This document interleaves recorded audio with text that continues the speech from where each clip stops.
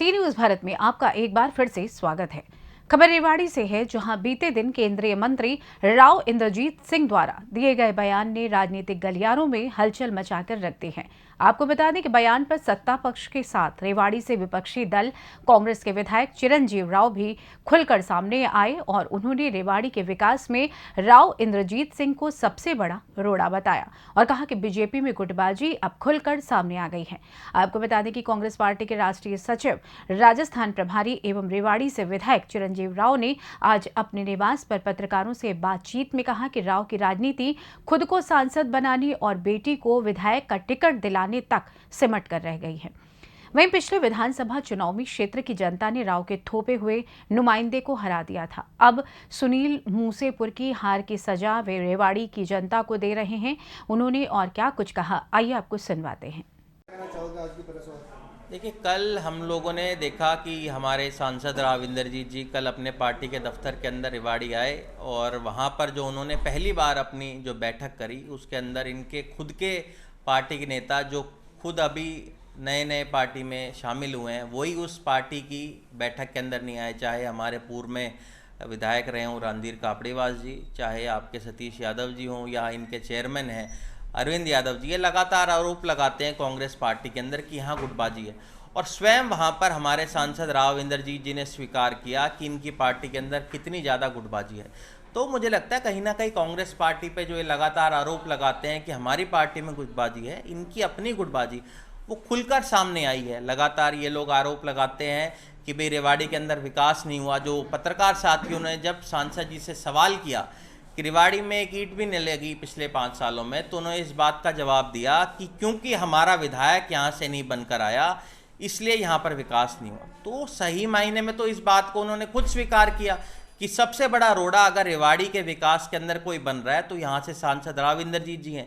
और उनका खुद का जो दर्द है वो कहीं ना कहीं छलक के आया है कि यहाँ की जनता ने जब उनके चुने हुए नुमाइंदे को, जिसको वो थोपना चाह रहे थे रेवाड़ी के ऊपर, उसको जब लोगों ने नहीं चुना तो उसी की वजह से वो रुकावटें डाल रहे हैं लगातार विकास के अंदर। ये आरोप हम लोग तो लगा रहे थे लगातार कि जितने भी रेवाड़ी के विकास हों, चाहे आपका बस स्टैंड जो नहीं बन पाया है, चाहे आपकी बाईपास में जो देरी हो रही है, जो है आपका मेडिकल कॉलेज है जिसके लिए हम लगातार आवाज़ उठा रहे थे कि रेवाड़ी में बनना चाहिए, उन सब चीज़ों को देरी के लिए उन्होंने खुद स्वीकार किया क्योंकि यहाँ पर उनका विधायक नहीं बन पाया इसलिए उस काम को इन्होंने रोका। तो कहीं ना कहीं इन्होंने खुद इस बात को स्वीकार करा कि अगर इनका विधायक यहाँ से होता तो ये रेवाड़ी के अंदर विकास करवाते। ये दर्शाता है कि एक ऐसा व्यक्ति है जिसकी हमेशा ये सोच रही है कि अपनी राजनीति को मैं चमकाऊं। अब इन्होंने इस बात को कहा कि भाई हमारी यहाँ चलती नहीं है। इन्होंने ही अपने 2 मंत्री इस इलाके से बनवाए, चाहे डॉक्टर बनवारी लाल जी हों, चाहे ओपी यादव जी, जो 2 इन्होंने मंत्री बनाए। जब सत्ता के अंदर इनके 13 में से 2 मंत्री सरकार के अंदर बैठे हुए थे तब भी ये विकास नहीं करवा पाए, तो इनकी खुद की कमी है।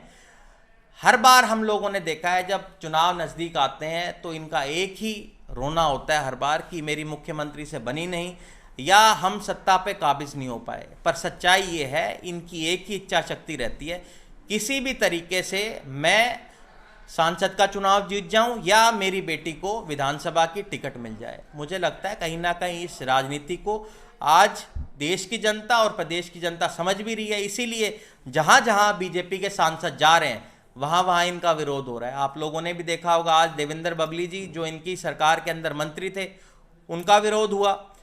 कल परसों आप लोगों ने देखा कोसली में यहाँ के जो सांसद हैं रोहतक के अरविंद शर्मा जी वो गए, उनका विरोध हुआ। धर्मवीर जी जो भिवानी के सांसद है उनका विरोध हुआ। सिरसा के अंदर अशोक तंवर जी जा रहे हैं, लगातार उनका विरोध हो रहा है। तो ये दर्शाता है कि भाजपा के प्रति लोगों में भारी रोष है और आने वाले समय के अंदर आप देखिएगा पूरे प्रदेश के अंदर और देश के अंदर भाजपा का सफाया हो जाएगा। रेवाड़ी की जनता में भारी आक्रोश है कि ये चुनाव में ही दिखाई देते हैं।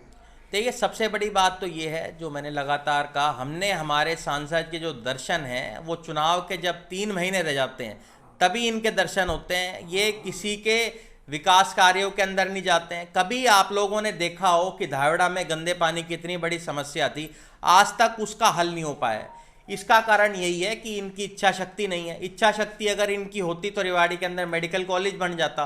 आज धारवेड़ा और रेवाड़ी का जो बस स्टैंड है, जिसकी आवाज़ हम लगातार विधानसभा के अंदर उठाते हैं, क्या आप लोगों ने एक बार भी देखा वो हमारे मुख्यमंत्री से मिले हों, उसकी उन्होंने आवाज़ उठाई हो? कभी आपने हमारे सांसद को अपने संसद के अंदर कभी भी देखा हो इस इलाके की आवाज़ को उठाते हुए? आपने कभी उनको देखा अरेंजमेंट की आवाज़ कभी उन्होंने उठाई हो? मेरा ये मानना है कि एक ऐसे सांसद, ये एक व्यक्ति हैं जिनकी राजनीति केवल मात्र इस चीज़ पे है कि किसी भी तरीके से मैं सांसद बन जाऊं या मेरी बेटी को विधानसभा की टिकट मिल जाए। दो ही इनके कार्य हैं, यहाँ की जनता से इनको कोई सरोकार नहीं है। जेजेपी के प्रदेश अध्यक्ष आज पार्टी इस्तीफा दे दिया और चेयरमैन देखिए, आए दिन हम देख रहे हैं भाजपा से और जजपा से लोगों का जो मोह भंग हो रहा है, उसी के अंदर हम देख रहे हैं कि खुद जेजेपी के जो प्रदेश अध्यक्ष हैं निशान सिंह जी, उन्होंने पार्टी को अलविदा कह दिया। उन्हीं की जो चेयरमैन हैं, हमारी चेयरमैन साहिबा, उन्होंने भी पार्टी छोड़ दिया। ये दर्शाता है कि भाजपा से लोगों का मोह भंग हो रहा है। पिछले दिनों में हम लोगों ने देखा कि इनके खुद के जो सिटिंग सांसद हैं राहुल जी, उन्होंने पार्टी छोड़ी। अभी पिछले दिनों में जो हिसार से सांसद है, उन्होंने पार्टी छोड़कर कांग्रेस पार्टी में शामिल हुए। दो इनके सांसद ऐसे थे बिहार के जिन्होंने कांग्रेस पार्टी में शामिल हुए हैं। उसी तरीके से गुजरात में हम लोगों ने देखा कि दो व्यक्ति को, जिनको इन्होंने टिकट दे दी थी, जो सिटिंग एमपी हैं, उन्होंने इनकी टिकटें वापस लौटा दी हैं। तो कहीं ना कहीं ये दर्शाता है कि इनके अपने सांसदों में इस बात का विश्वास नहीं है कि अब की बार ये लोग सत्ता के अंदर आएंगे।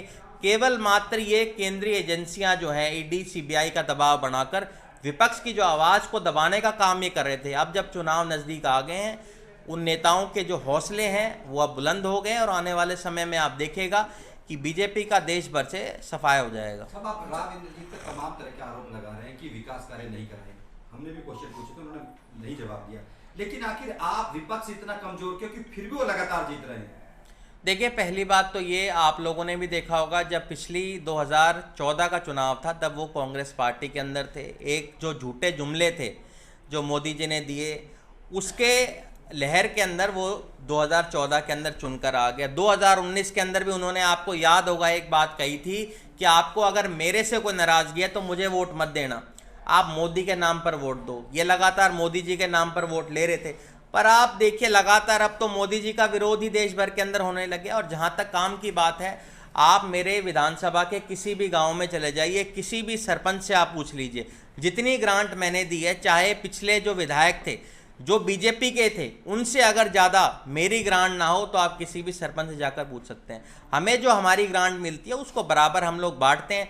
अब ये जो बात आपने कही, प्रदेश के जो मामले हैं, चाहे बस स्टैंड की बात हो, चाहे धारड़ा की बस स्टैंड की बात हो, चाहे गंदे पानी का जो आता है भिवाड़ी से, ये सारी समस्याएं तो स्टेट की समस्या है जिनको ये करना नहीं चाहते, इनकी इच्छा शक्ति नहीं है। और इस बात को तो स्वयं आपके सांसद ने स्वीकार कर लिया कि आपका विपक्ष का विधायक है। इसलिए आपने कही, प्रदेश के जो मामले हैं, चाहे बस स्टैंड की बात हो, चाहे धारड़ा की बस स्टैंड की बात हो, चाहे गंदे पानी का जो आता है भिवाड़ी से, ये सारी समस्याएं तो स्टेट की समस्या है जिनको ये करना नहीं चाहते, इनकी इच्छा शक्ति नहीं है।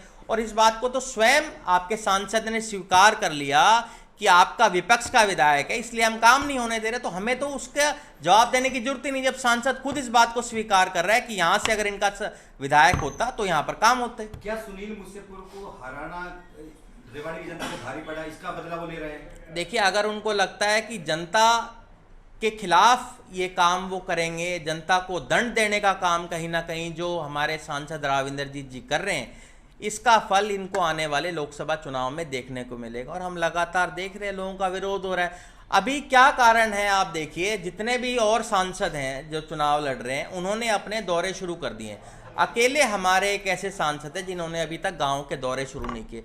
अभी मैं देख रहा था, लोगों ने कहा कि 9 इनके प्रत्याशी हैं, उन सबका विरोध हो रहा है। उनका विरोध इसलिए हो रहा है क्योंकि गांव-गांव ढाणियों में वो जा रहे हैं प्रचार करने के लिए। अभी सांसद जी जाएं तो जी प्रचार करने के लिए, अभी तो केवल मात्र उन्होंने 3 मीटिंगें ली हैं अपने जिले की, उसके अंदर भी इनके नेता खुद के नहीं आ रहे हैं। ये दर्शाता है इनका कितना विरोध है। विरोध का डर है कहीं कि गांव में जाएंगे तो? आप लोगों ने देखा था पिछले चुनाव के अंदर भी इनका बहुत विरोध हुआ था। जब इनका विरोध हुआ तब इन्होंने एक ही बात कही कि मेरे जो गलतियां हैं या हमारी जो हरियाणा सरकार की गलतियां हैं, उनका नुकसान मोदी जी को आप मत दीजिएगा, आप मेरे नाम पे नहीं, आपके मोदी जी के नाम पर मुझे वोट दे दिए। आने वाले समय में आप देखिएगा जी, मोदी जी का जब विरोध हो रहा है तो सांसद जी कहाँ बचेंगे। राव साहब का कहना है कि कांग्रेस डरी हुई है हार की वजह से, इसलिए अभी तक प्रत्याशी घोषित नहीं करे। देखिए, आप लोग तो स्वयं समझदार हैं। अभी तक इन्होंने हरियाणा की 10 सीटों की घोषणा करी है, जिसमें जो 6 हैं वो उधार पे उन्होंने कांग्रेस से लिए हुए। हमारे जो सांसद हैं राव इंद्रजीत जी, वो भी भाड़े पे कांग्रेस से ही भाजपा के अंदर गए थे। इन्होंने सिरसा से अशोक तंवर को टिकट दिया, वो कांग्रेसी थे। नवीन जिंदल को उन्होंने ज्वाइन कराया, वो कांग्रेसी थे। धर्मवीर जी को उन्होंने ज्वाइन कराया, वो कांग्रेसी थे। अरविंद शर्मा जी को ज्वाइन कराया, वो कांग्रेसी थे। आप देखिए, 10 में से 6 व्यक्ति जो हमारे प्रधानमंत्री जी कहते हैं विश्व की सबसे बड़ी पार्टी है, उनके पास अपने कैंडिडेट नहीं है लड़ाने के लिए। ये तो इनको अपनी पार्टी के अंदर अध्ययन करना चाहिए कि क्या कारण है कि इनके पास अपने कैंडिडेट नहीं है लड़ाने के लिए। इन्होंने पंजाब के अंदर 6 इन्होंने अभी सांसदों की टिकटें डिक्लेयर की है, उनमें से 5 भी कांग्रेसी हैं। देश भर के अंदर आप देख रहे हैं 118 टिकटें जो इन्होंने दी हैं, या तो वो कांग्रेस से हैं या किसी और पार्टी से आई हैं। विश्व की सबसे बड़ी पार्टी के पास अपने कैंडिडेट ही नहीं लड़वाने के लिए। जी, कांग्रेस में इनको संभावना नजर नहीं आती, हो सकता है इसलिए बीजेपी में जा रहे हैं। ये तो आप खुद देखिए, तो क्या जो बीजेपी का कार्यकर्ता है या इनके नेता हैं, क्या वो केवल मात्र दरी बिछाने के लिए हैं? क्या उनके अंदर कोई भी ऐसा व्यक्ति नहीं है जिसको वो चुनाव लड़वा सकते हैं? 10 सीटें हरियाणा के अंदर है, उनमें से 6 आप कांग्रेसियों को लड़ा रहे हो, तो क्या आपकी पार्टी का संगठन है? आप ये बात करते हैं हमने हमारे पन्ना प्रमुख बना दिए, ब्लॉक तक आपकी है, जिले की आपकी कमेटी है, तब भी आपको 6 कैंडिडेट नहीं मिल रहे। तो इसका मतलब तो ये हुआ कि कांग्रेस पार्टी एक ऐसी पार्टी है जो नेताओं को खड़ी करने की एक खान है। और आप देखिएगा आने वाले समय के अंदर भी कांग्रेस पार्टी लगातार मजबूती के साथ चुनाव लड़ेगी। और इनको अपनी पार्टी के अंदर जरूर बैठ के अध्ययन करना चाहिए मोदी जी को और शाह जी को, कि क्या कारण है कि इनके जो नेता हैं इनकी लगातार पार्टियों की टिकटें वापस करते जा रहे हैं, और क्या कारण है कि लोग अब छोड़ छोड़ के कांग्रेस के अंदर आ रहे हैं। तो क्या इसी वजह से हमारी टिकटें घोषित नहीं हो पा रही? देखिए, आपको जहां तक बात की हरियाणा की, हरियाणा क्योंकि पता है आपको हमारे सेकंड लास्ट फेज के अंदर है, और बहुत सारे ऐसे स्टेट्स हैं जहां पर हमारी टिकटें अभी तक डिक्लेयर नहीं हो पाई हैं। तो जब उनका हो जाएगा उसके बाद हमारी आपको लिस्ट आ जाएगी। 9 तारीख को हमारी सीईसी की बैठक है, 10 तारीख को हमें लगता है या 11 तारीख को हमारी टिकटों की घोषणा हो जाएगी। मुझे ये मानना है कि कांग्रेस पार्टी एक ऐसी पार्टी है जो सब लोगों से बात करके गहन मंथना करने के बाद अपनी टिकटों को डिक्लेयर करती है। यहाँ तो 2 लोग हैं जो ऊपर बैठे हुए हैं, जो और पार्टियों से लोगों को लेकर आती है, उनको चुनाव लड़वा देती हैं। आप लोगों ने देखा होगा नवीन जिंदल को इन्होंने जिस दिन लिया उसी दिन उसको टिकट दे दी। तो मुझे लगता है कहीं ना कहीं एक डेमोक्रेटिक हमारी पार्टी है जहाँ हर व्यक्ति को अपनी बात रखने का हक है। आने वाले समय में कांग्रेस पार्टी जल्द अपनी टिकटों का डिक्लेयर करेगी। बता दो आज कैप्टन साहब चुनाव लड़ रहे हैं क्या? देखिए, ये इस बात का फैसला तो जहाँ तक है कांग्रेस हाईकमांड करेगा। कैप्टन साहब ने जो बात हुई उनकी, हमारे बख्तर अंदाज जो चेयरमैन है स्क्रीनिंग कमेटी के, उनसे ये कहा है कि अगर कांग्रेस पार्टी और हाईकमांड चाहेगी कि मैं चुनाव लड़ूं तो हम तैयार हैं। अगर कांग्रेस पार्टी ये कहेगी आप देश भर में जाकर, क्योंकि वो ओबीसी के चेयरमैन भी हैं, कि पार्टी के लिए प्रचार करें, तो हम प्रचार करेंगे। इस बात का फैसला तो कांग्रेस पार्टी को करना है कि किसको चुनाव लड़ाना है। ये बहुत चीज़ों पर निर्भर करता है। कैप्टन साहब, जैसा कि उन्होंने पहले भी ये कहा था कि मैं तैयार हूँ चुनाव लड़ने के लिए। संगठन उनकी बात भी टाल सकते हैं? देखिए, संगठन टालने की बात नहीं होती, जो चुनाव लड़ा जाता है बहुत चीज़ों पर निर्भर करता है। क्या पता कांग्रेस पार्टी को ऐसा लगता हो कि कप्तान साहब का जो फायदा है वो देश भर में जहाँ जहाँ ओबीसी हैं उनको एकत्रित करने में या गोलबंद करने में होगा, तो वो वहाँ जाएंगे प्रचार करने के लिए। और उनको अगर पार्टी कहेगी आप चुनाव लड़ी तो चुनाव लड़ेंगे। विज साहब ने सीनियर मोस्ट लीडर है, अपने एक्सएनएल से मोदी का परिवार हटा दिया, क्या गुटबाजी माना जाए? वो कह रहे कि जो अब देखिए, अनिल विज जी एक बहुत सीनियर नेता हैं, उनका जो दर्द है वो लगातार हम देख रहे हैं। जब उन्होंने इस बात को कहा कि मुझे इस बात का पता भी नहीं था कि कब हमारे जो मुख्यमंत्री इस्तीफा देंगे, मुझे उन लोगों ने इस बात की जानकारी नहीं दी, तो ये दर्शाता है कि इनके अंदर कितना अंतर्कलह है।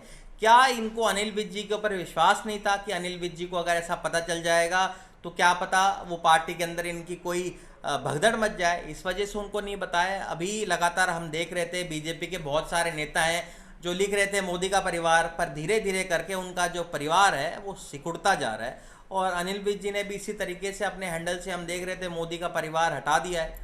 तो आने वाले समय में देखिएगा इनके परिवार के बहुत सारे सदस्य हैं जो मोदी जी को अकेले छोड़ के चले जाएंगे। सर, लास्ट क्वेश्चन, 84,000 से पिछली बार यहाँ से हारी आपके कैंडिडेट कांग्रेस के, क्या अब की बार कुछ बदलाव दिखेगा या रिपीट करेंगे? यहाँ से कितने मार्जिन से जीतेगी कांग्रेस? देखिए, ये हर चुनाव एक अलग तरीके से होता है। जिस चुनाव को हमारा कैंडिडेट हारा था उसके तुरंत बाद मैंने चुनाव लड़ा, मैंने यहाँ से जीत दर्ज करी। ये तो हर पार्टी का जो चुनाव होता है वो अलग अलग चीज़ों के ऊपर लड़ा जाता है। आने वाले समय में आप देखिएगा कि कांग्रेस पार्टी बड़ी मजबूती के साथ यही नहीं पूरे देश भर में, पूरे देश में, प्रदेश में और गुड़गांव लोकसभा के अंदर भी जिसको भी पार्टी टिकट देती है उसको भारी मतों से हम जिताकर यहाँ से भेजेंगे।